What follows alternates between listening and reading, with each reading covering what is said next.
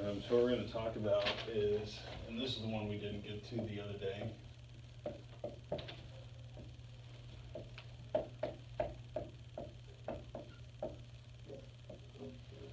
Asking questions.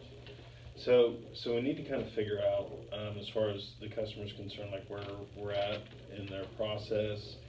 So the discovery phase has lots of questions that we kind of begin with, but in between the questions of the discovery phase, you're going to have more questions, right?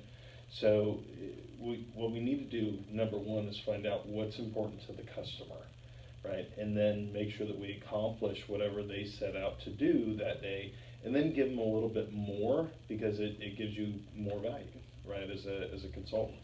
So there's a couple different types of questions. So your first question is an open-ended question.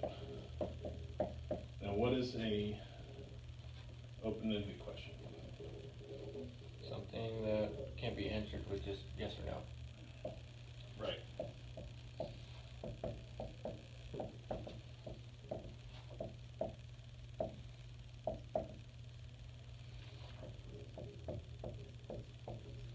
Okay, and do we know the answer to this question?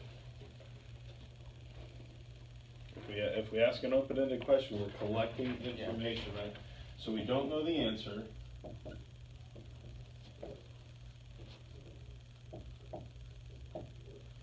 And we're collecting information. Because we need to know exactly what the customer is hoping to accomplish.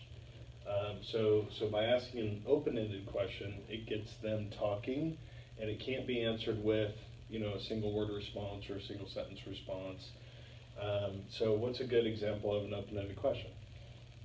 What do you like about the car?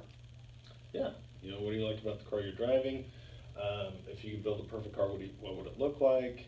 It gives them a chance to start talking, and you a chance to listen and find out exactly what it is that we can show them as a solution to hopefully come out to a positive outcome, right? Mm-hmm. So the other type is closed-ended.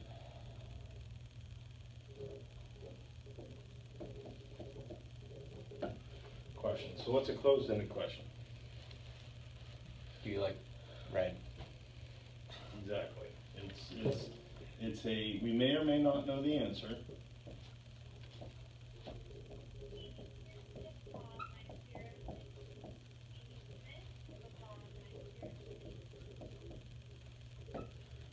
It could be a short answer.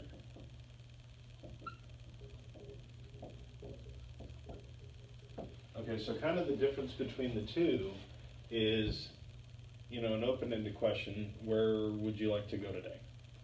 Right, well, we could do this, we could do that, whatever. A closed-ended question is more like if you're heading down the freeway and you come to an exit and it's like, okay, did you want to get off here? Right, did you want to talk more about this? Did you want to find out more about that? Right, and kind of, if this builds your roadmap, this is your specific directions on how to get there, right? So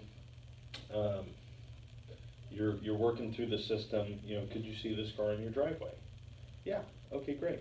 Let's go ahead and take it for a ride, and we'll make sure it fits. Kind of like a shoe. You're going to try it on. So throughout the process, you're going to keep asking questions to make sure that we're on the right path to hopefully, come inside, we do numbers, and they drive a new car home.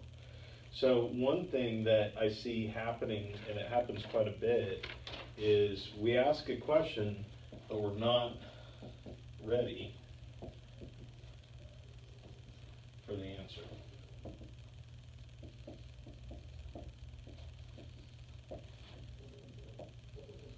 Okay, so what happens when you ask a question and you're not ready for the answer? You stumble. You stumble. So you wouldn't do anything on purpose that would make you stumble or make you look like you don't know exactly what it is that you're doing, right? Mm-hmm. So if you ask a question, make sure that you're ready for the answer and you know what you're going to do with that information next to continue to push forward. That's what makes you look like a professional, right? When they give you information, you have to be able to reason through the situation to come up with a good, answer to whatever the problem is that they're presenting to you. It's okay to make a decision.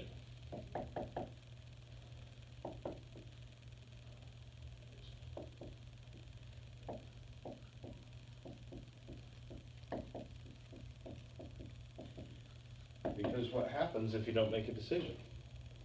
Oh, hold on a second, let me go check with my manager, hold on a second, let me go do this, hold on a second, let me go do that. So stay away from questions that the answer might lead you to something that you're not gonna be able to make a decision on, and keep the flow moving, right? If they do ask you a question that you don't have the answer to, you know what, I'm not exactly sure, I don't know. I don't know what the answer to that question is, but before you go, we'll make sure that we get that information for you so that you can make the best decision, right? Now we can move on to the next step. So if we're outside and we're showing a car, hey, what's my payment on this car gonna be? Well, I don't know. I mean, it depends on a lot of different factors, but if the payment's too high, then you're not gonna buy the car anyway. But before we even get there, let's see if you even like this car, because if you do, then that might be something that we're gonna talk about later, is if it's gonna be affordable. But if you don't like the car, it's not really gonna matter anyway. What kind of payment did you have in mind? Well, I was thinking no more than $350. Okay, well that seems reasonable. Why don't we drive the car? We'll see if it's gonna fit in your driveway first, and then we'll see if it'll fit in your budget, right? But you don't wanna do anything that's gonna really kind of hold up that piece of the process, because in order to get to where we're gonna find out if the payment's gonna fit or not, you gotta make sure the car's gonna fit. But I see that every day where we're putting the cart before the horse, and what we're doing is we're out front selling money instead of selling the car. Focus on the car, focus on it meeting the needs and everything, and the money will work itself out. But if you don't have any value in the car, and it's only a dollar sign, then the only thing the customer has to go off of is the MSRP, and we see advertisements all the time, typically on big trucks, $9,000, $10,000, $11,000, $15,000 off. And so they see this car for $25,000, they think, well, I can get $15,000 off, right? Somebody else is advertising $15,000 off on a $60,000 truck, and yeah, I know this is a Passat, but $15,000 seems reasonable. But if you don't sell the car, and all you're doing is selling money, then you're really kind of defeating the purpose up front. And then even if we do sell the car, it's going to be a Mini, which is more hassle and headache than what it's worth sometimes. So ask the right questions. Don't be afraid to make a decision. Use I don't know to your advantage, because there's still a lot of stuff that you don't know. You probably know everything that there is to know about the car, but as far as the deal's concerned, there's no way to know. If somebody came and asked me, hey, what's the payment on that car, even though I've done this for 25 years, there's no way for me to know the payment on the car unless I have all the information that I need to put a deal together. So if I don't know what your credit score is, I don't know if you've been on the job very long, I don't know if you make any money to be able to pay for a loan anyway. So if I don't have any of that information, how am I going to be able to tell you what the payment is, right? So let's make sure that you like the car first, and then if you like the car, then we'll figure out all the rest of the details. No problem. But let's focus here for now, and control what we can't control, and that is, do you like the car? Is the car going to be the right car for you, right? Then we can move on.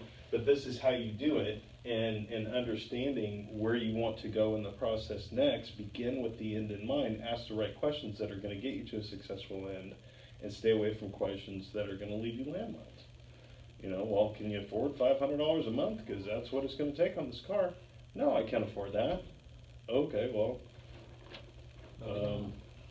okay. Right? You end up looking silly at the wrong time. Yeah. Which is that's not getting us in. Right. Does that all make sense? Mm-hmm. Okay, you have any questions about that? Nope. Okay, good.